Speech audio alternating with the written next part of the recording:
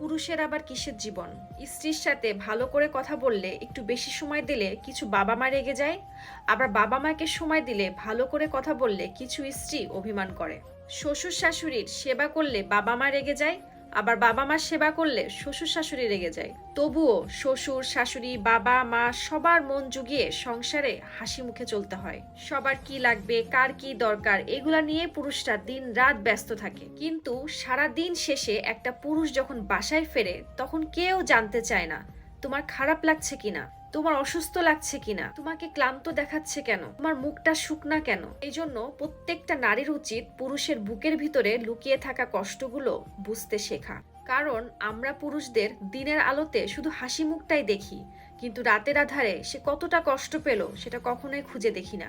পুরুষের জীবনটাই এমন হয়, বুকের ভিতরে সব কষ্ট চাপা রেখে পরিবারের সবাইকে হাসি মুখে রাখতে হয়।